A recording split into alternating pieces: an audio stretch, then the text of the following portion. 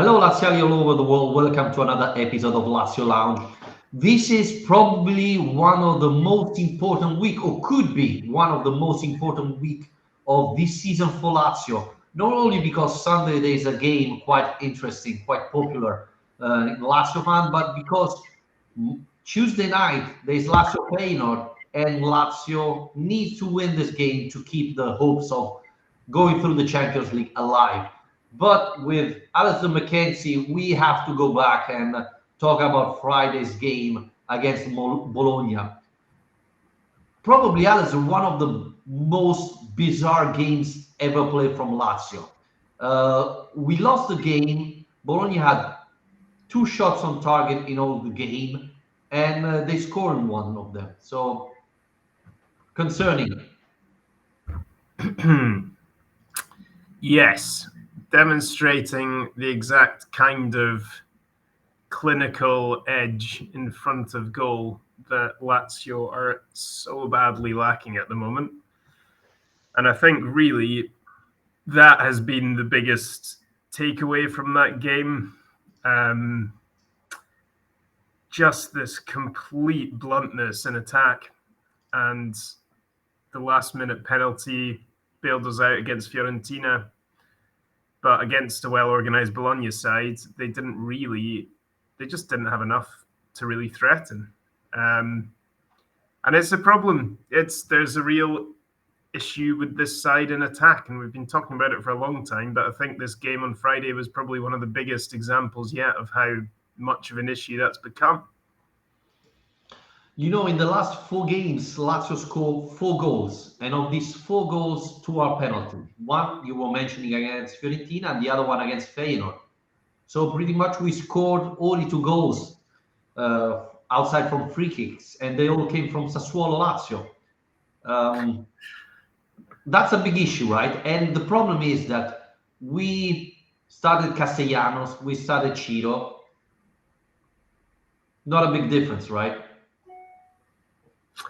Yeah, and look, it's clearly not an issue that's just about Castellanos or Ciro. It's something spoke about last week a bit, but for whatever reason, it's whoever plays through the middle right now, it doesn't really matter. You can put Osimhen in that team, and I don't think it's going to suddenly transform things because the team is not playing, collectively well enough to create chances for whoever's playing through the middle. It's not like Castellanos or Ciro are missing 100 chances a game. Tati had a few misses in his previous 2 matches, but even so, it's not felt like, as soon as the number 9 sharpens up, we're fine. It's been more of a collective issue, and the wingers aren't producing enough. They're not creating enough chances or scoring enough goals themselves. The midfield has stopped. Alberto was carrying this side in an attacking sense at the start of the season, but he's stopped scoring. So it's a real problem. And yeah, the Ciro or Castellanos doesn't really matter right now. I think that the whole balance of the team has to be changed. It's something I wanted to start by asking you about today is that the start of this season, the midfield often had Alberto and Kamada playing together. Sarri at a certain point, as he did last season with Sergei and Alberto, decided we can't get the right balance with both of these guys in the same team. So what he's changed it to now, I think we can say he's found a better defensive platform because Lazio have stopped conceding as many goals, but at the expense of the attack. So has it gone too far from one direction to the other? Do we need to reconsider the idea of having more attacking players in midfield? I don't know. Well, I argue that Kamada should have started Friday. I'm looking at Luis Alberto, and it doesn't look the same player we saw 1 month ago, a couple of weeks ago. It looks tired, more mentally than physically, but it doesn't look like we're having the same Luis Alberto. And the problem is he started every single game, and I thought that is too much. And now in Italian newspaper, there are question marks. They're saying that tomorrow against Feyenoord, Kamada will start instead of Luis Alberto, which, I mean, I would have preferred seeing Kamada starting Friday against Bologna. Now we have two very important games, and we are rotating the team in one of these that could be the most important game of the season. Because if we win against Feyenoord, we are still in the Champions League race. If we don't, we are out, and we are going to rotate in that game. But I mean, I agree with you. Yes, we lost against Genoa. Yes, we lost against Lecce with them playing. But I thought we beat Napoli with them. Yes, Rovella didn't start, and with Rovella maybe we are too offensive minded, but we have to play Kamada much more than this. So this is definitely a problem. The other thing is, you will mention Castellanos. The big chances he missed are stacking up. I mean, even against Bologna, he had two good chances, without forgetting the one he had in Netherlands. So I don't know if Chiro would have missed those chances. Yeah, I don't know. I don't think. Well, so one of the things, for example, that I tweeted about after this game straight away was the fact that last season Lazio's. I think the defense was the main thing that put Lazio in second place last season, but another part of it was how clinical they were, taking their chances. And if you look at XG, Lazio ended up last season scoring 5 or 6 more goals than they should have done based on the chances they created. Whereas this season, I think we're minus 1.5 or something like that. So that does tell you that, okay, yes, whether it's Tati or whether it's someone else, we should be scoring more than we are with the chances we're creating, but not much more, because they're not creating enough quality opportunities to really merit more than the pretty poor return of goals that they've produced. Now, I guess the question is, what's more important? Because we've lauded the defense a lot over the last year and a half, and if you do have that platform at the back where you're keeping clean sheets regularly, you're restricting the opponent's opportunities, then it always keeps you in the game. It always gives you a chance to do what we did against Fiorentina or to do what we did against Celtic. But it just doesn't feel like the balance is right when it kind of like is too far to one side or the other. And the other issue is that the individual errors are still just that problem, aren't they? And that the goal conceded against Bologna was just not enough. They're not sharp enough. It's within 30 seconds of the second half starting. And it breaks my heart. Lewis Ferguson, Scottish star in Serie A. I love to see him doing well, but not today, Lewis. Come on, mate. He did it on purpose. There is this amazing stat, Alasdair. Goal scored in Champions League this season. Zaccagni 0, Felipe Anderson 0, Provedel 1. Well, Provedel has scored as many goals as both of those players overall. Yeah, that's embarrassing. And again, I think we said it very often on this podcast. The wingers in a 4-3-3 are the key for success. And Felipe Anderson, I understand he's defending very well. Zaccagni is playing really badly so far. He is, I don't know, disappeared compared to last year. Last year he was amazing. This year he struggles. And the fact that Pedro started again, it's a sign. But maybe we have to give another chance to Isaacsen. Yes, he doesn't defend as well as Felipe Anderson, but we need to score. We don't create chances. You mentioned the goal we conceded to Bologna, but that was the beginning of the second half. We didn't have a shot on target in all the second half, and we were one goal down. That's unacceptable from a team like Lazio. And you weren't playing against Real Madrid. We were playing against Bologna. Yeah, I mean, at the same time, you do need to acknowledge it's a good Bologna team. They're 10 games unbeaten in Serie A now. I don't think they haven't lost since the opening day. Yeah. They do deserve credit for this result and their performance and so on. It's not just about Lazio's deficiencies, but like you say, still a team like Lazio and the ambitions they've got, you expect more from this game. And okay, it was a Monday to Friday turnaround. I still don't think that's enough of an excuse. I think that's enough time to be properly prepared for a game like this.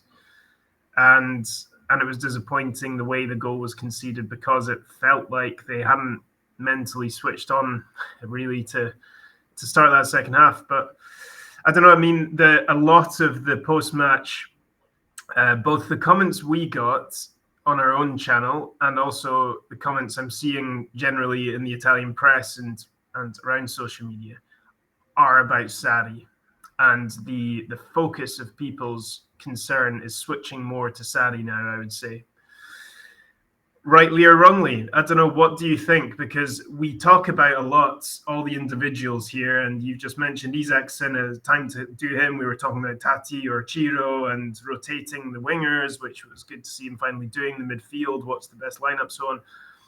But is it time to talk about Sarri more and the system? Is the issue that he's not being flexible enough, or the way he's making this team play? I don't know. What's your take on this focus now on Sarri and the kind of pressure that people are applying a bit more towards him?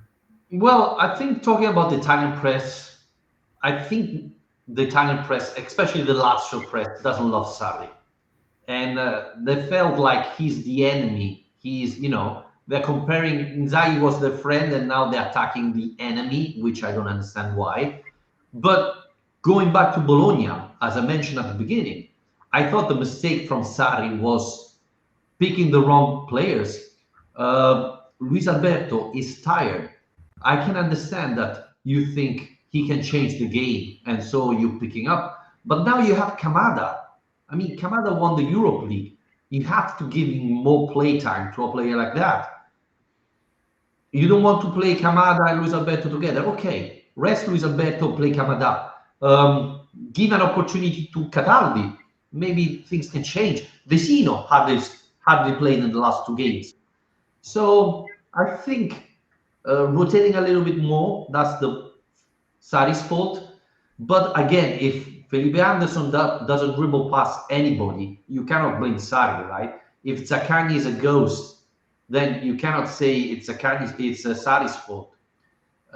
If Castellano misses chances, again, it's not the manager who said, "Hey, remember, you don't have to score."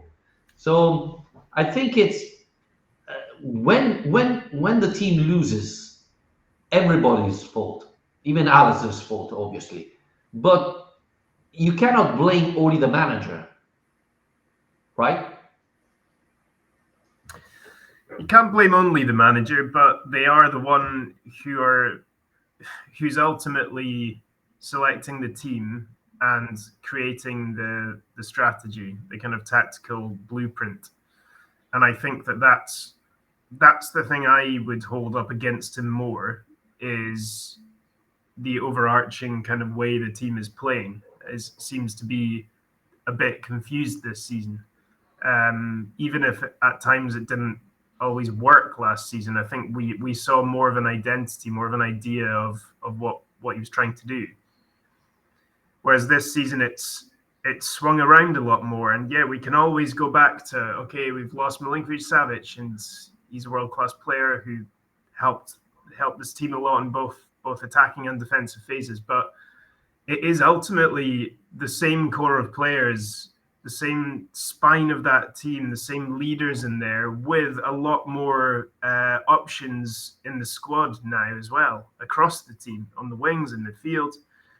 So to see the squads probably overall be improved, given the summer signings, yet the team after 3 months still is a bit lost identity-wise. I think that's the biggest criticism I would have of Sarri, is that like I said at the start, we started off with a certain idea with Kamada and Alberto, and I I think benefit of the doubt, you need to try and work out where these players fit in, what works, what doesn't work when you've got new players, new to the league and all that. But yeah, like I say, I think it's swung a bit too far on the other side now, and the team's bluntness in attack is as much systematic as down to individuals, because they're not really playing a style of football that's creating a lot of chances. I think he needed to rotate more, especially in this period when Lazio is playing every 3 days, especially now that you have the option. I mean, we are not talking about giving a chance to Basic or Cancellieri. We have players, right? We have Kamada, we have Vecino, who has been very important at the beginning of the season. And so what I say is that we should be rotating more, and that's where I blame Sarri. But again, if Zaccagni come in and do pretty much nothing, you cannot blame the manager. I mean, you cannot. I don't think Pedro has 90 minutes on his leg, so that's why you need to give Zaccagni another chance.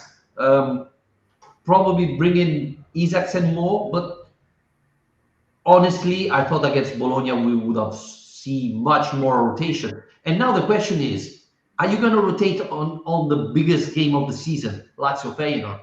Because rumors are that Luis Alberto could be benched. I understand why, but I mean, you didn't rest him against Bologna, you're going to rest him against Feyenoord? That doesn't make sense to me.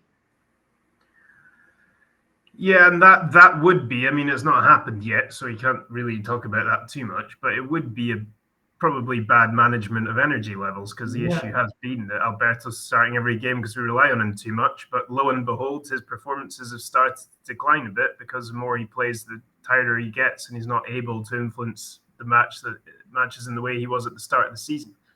And yeah, I think that goes for the whole team, because also, the pressing game, for example, it seems a bit sporadic with Lazio. It's like sometimes they press really aggressively and really well high up the pitch, and they're winning the ball back high and applying pressure and basically playing the opposition half.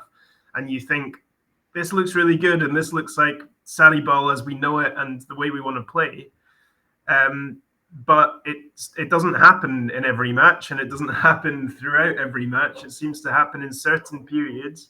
You know what? That's probably down to rotation as well, is going to be my point. I think you need fresh legs, don't you, to play that style if you're wanting to do that more often. I fear that the new signing haven't learned very well the pressing Sarri demands. Because if you go and check our matches, you see, for example, sometimes Luis Alberto pressing, and they pass the ball to the left, and Luis Alberto is moving the head and saying, hey, where the hell are you? That's your man, right? And the same times happen that maybe Ciro is pressing and they pass the ball to the right and he's completely free, and Ciro moves back to the midfield and say, hey, why are you 20 minutes away? So that happens a lot. Happens a lot. This year, it happened pretty much in every single game. We don't have the proof, but it looks to me that we try to press, but someone is making the wrong move, or someone forgets to move or to make the movement.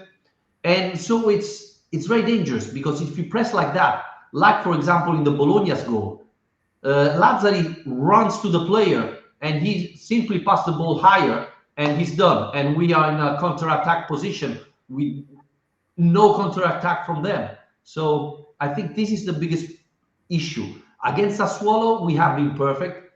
Obviously, they helped us when we pressed. But apart from that game, I never saw a decent pressing from our team. Yeah, and I think that comes back to what I was saying about this confusion with the way we're playing. And look, just to clarify, I am not in the Sarri out camp. I don't think sacking Sarri would do anything to help this team at the moment. I just think it's reasonable to flag the problems that you see with the team. And when it comes to Sarri's responsibility, and we've talked about the various responsibilities of the players with these performances. So when it comes to Sarri, I think this is the criticism I would have is this confusion about how this team is trying to play. And the pressing comes into that. The team selection comes into that. The attacking versus defending balance comes into that. If somebody asked you, like, what does Lazio in 23-24 season, what is their style? it would be quite hard to tell someone in, one sentence what this team's style is. And I think for the best teams, you can always do that.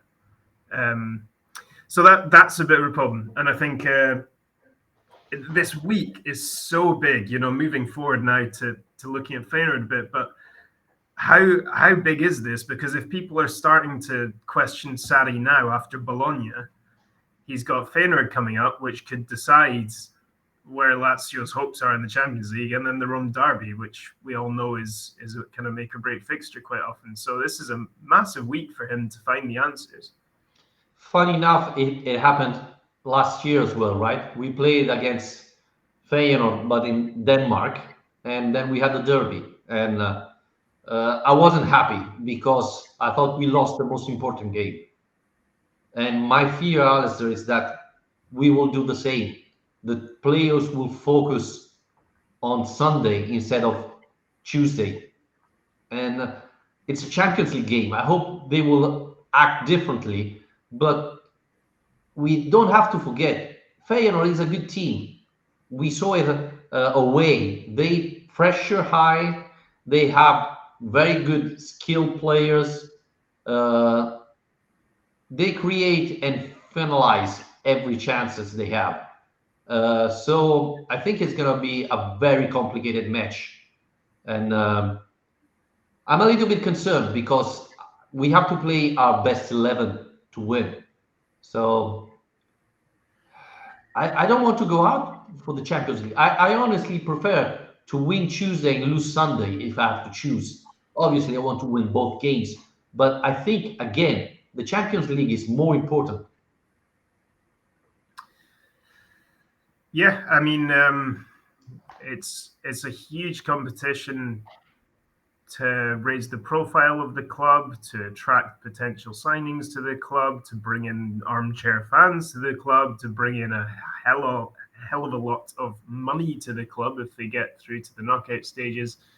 It is the biggest stage in the sport, really, the Champions League. So it shouldn't be up to us to have to explain that. I think that's pretty obvious. And the Rome derby is the Rome derby. We get it twice a season, every season. So yes, in the grand scheme of things, if you can take what your heart's saying out of it, the Feyenoord game is more important. Because look at the table. I mean, Feyenoord is sitting top, 7 points. Lazio on 4, third place. This it's a must win, I would say, looking at the fixtures we've got left. To have any hopes of reaching the last 16, I think they do have to win this game. We have to win the next two, otherwise we are out. Let's be honest. These are two home games, so we obviously have an advantage, but we have to win it. Unfortunately, it looks like the Stadio Olimpico won't be packed like Sarri was asking. We should be around 30,000 people, which is bad. I repeat, very bad. I know the tickets are expensive, but guys, you're not playing the Champions League every year. This could be the last game of the Champions League because if you don't win tomorrow, the Celtic game is useless. So I don't understand. I really don't understand why people is not going. This would be a disadvantage. We saw it in the away game against Feyenoord. Stadium was packed and they had created an atmosphere. We need to do much better than this. So this is not going to be a huge advantage. We're still playing at home. I don't know if the Feyenoord fans will be able to travel, but Alasdair, I know you did some homeworks about Feyenoord, right? Indeed, yeah. So after the first leg, I thought we'd speak to a Dutch journalist called Stan Wagtman, who works for a newspaper in the Netherlands. And so I got in touch with him to ask him a couple of questions ahead of the game so we could get a bit of a perspective from over there. So are you ready, Vittorio? I'm always ready. I think the first question I asked him was about the reaction really to the first meeting in the Netherlands, what the reaction was like, and whether it was really seen as a surprise to people over there how dominant Feyenoord were in that game. Well, I do think the people were surprised in Holland because of the dominance of Feyenoord against Lazio. We've seen Feyenoord play very well under this manager Arne Slot, but not as good as they did against Lazio. I think they were in all aspects of the pitch of the play. They were the better team. Lazio, they were a bit better in the last half of the match, but Feyenoord let it go a little bit more. But Feyenoord can do it against lower teams in the Eredivisie, but they managed to do it now against a good Italian team. So that was quite another level in this performance. And also the people in Holland do think now that Feyenoord can really go through in the Champions League. And we were a bit doubtful before the match against Lazio because we already knew Feyenoord was good, but they lost at Atletico. So we knew if they lose against Lazio, it will be a really difficult story. But now most of the people are really confident towards that game in Rome because of the way they played against Lazio at home. And therefore, I do think the people in Rotterdam and Holland are optimistic about that second match against Lazio. We know that they lost there last year against Lazio, but that was quite at the beginning of the season, and the players had to adapt with the way Arne Slot played. But now they are really, they are adapted and they exactly know what the plan is. Although I do think it will be a difficult match. Feyenoord was they looked unstoppable the last weeks, but the last two games were a bit more difficult. They lost at Twente, and last weekend they won at RKC, who is a low team in the Netherlands, but they had a lot of struggles, and the week before they lost. So it looks like after the Lazio game they lost a bit of form. So I'm very curious if they will find that form back, and what will happen in Rome. Wow, lose a little bit of form, just like Lazio. Interesting, yeah. Because we know, when we were looking ahead to the first game against them, we were looking at that form sheet and thinking, "Oh my God, this team is on fire." And look, one defeat doesn't exactly change that, but it is interesting to hear that there has been a little bit of a slip from them since that result, that defeat against Twente. By the signs of it, not so convincing win last time out as well. There was another second part to this, so I did also ask him generally about Feyenoord's strengths this season and their ambitions as well. I think the biggest strength of Feyenoord is the way they play as a team. If you look at all those players individually, I doubt if they are really the best team in Holland or a really good team in the Champions League. But under this manager, Arne Slot, he manages to let them play in a certain way that suits them very well and makes the team and also the players perform at a really high level. But I do think that's part of the way they play at Feyenoord. And if you look at the best player of Feyenoord, that's of course Santiago Giménez. He made 2 goals against Lazio, which the first one was really impressive in my opinion. The second one was a bit easier. But in the Netherlands, he scores really easy. Last weekend he missed a penalty, but mostly he scores very easy in the Netherlands. And we all think he will leave Feyenoord next summer for a club record fee. So that's the main player we should focus on. But also at the back, Feyenoord is really good. You have David Hansko, who's a really strong defender, with next to him mostly Gernot Trauner, although I don't think he will be fit for the game in Rome.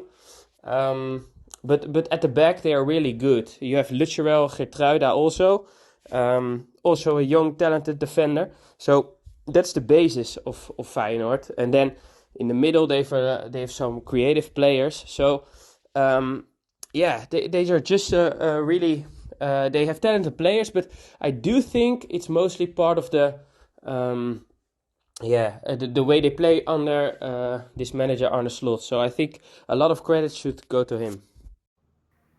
Hmm. It was interesting hearing him say that they're very good in defense. I watched the Atletico Madrid game, and it didn't look to me like they were great defending. Yeah, well, thank you to Stan for those answers. It is good to get a bit of insight. The the two things, I mean, that jump out there, yeah, the defense. It's not encouraging for us, given what we've just been talking about with the Lazio's attacking problems, but also just the way they work as a team. And I think that is something we did see in the first game against them. The way Arne Slot has that team playing, it does feel very different to what I've just been talking about. The Lazio struggled to find an identity, a cohesive way of playing this season. And you look at that Feyenoord performance and you think the complete opposite. They all seem to be on the same page. They were pressing well together, winning the ball back, suffocating Lazio in possession, creating a lot of chances, staying strong at the back. So they do look like a good team. I mean, the more you look at it, the harder it is to think that this Lazio team is suddenly going to miraculously turn things around on Tuesday. I mean, how do you think? Yeah, I understand what you're saying, but it's still, the Champions League. I mean, if you don't feel the atmosphere, if you don't give your best in this competition, then you shouldn't be playing football, right? I mean, the fans get goosebumps when you see the anthem singing. If you are a player, you should be giving everything you have, even more. So I expect a great performance. Um at the same time, we have to say that Feyenoord dominated in the first leg, but we played really rubbish. And this is one of the things. They are a good team, but I think if Lazio play at the best, we win this game. Now, the concerning thing is we are not playing at the best. Let's be honest. Our top players are underperforming. So this is the most concerning thing because in the last, what is it, 8 years, Lazio away in Europe has been dreadful. I mean, it looks like cross country play for Lazio instead of Lazio in away games. So Come on. uh, we have to perform better. At home, it was a different story. So I hope Lazio will step up. I hope Ciro will start because he could be the leader driving us to the victory. And I think both teams should be playing the same type of football, right? Lazio last year was not relying on single players, but on the entire team collectively playing football, which didn't happen this year, just like Feyenoord is doing. So this is how we have to play. I think if we are able to control the ball possession, I think they will make mistakes and we will be able to score it. They don't look to me as a team like Bologna that defend very well and can counterattack us. So obviously we have to take our chances and don't make mistakes behind. So this is the biggest concern.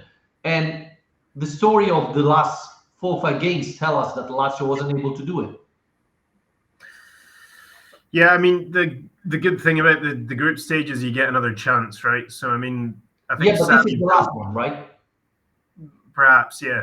But I think that Sarri will have taken a lot from that first game in the Netherlands. He'll have, I hope anyway, seen what he got wrong in his selection and his approach to that match and be able to take it in a different way this time. And one of the things we talked about after that game was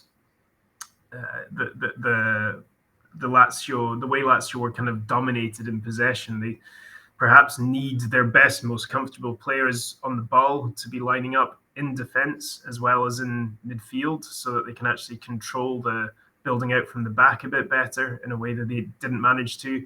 The Olimpico, it is a big old pitch at the Olimpico, so that might suit them a bit better. It hopefully won't be quite as kind of closed and suffocated as it felt at in Rotterdam.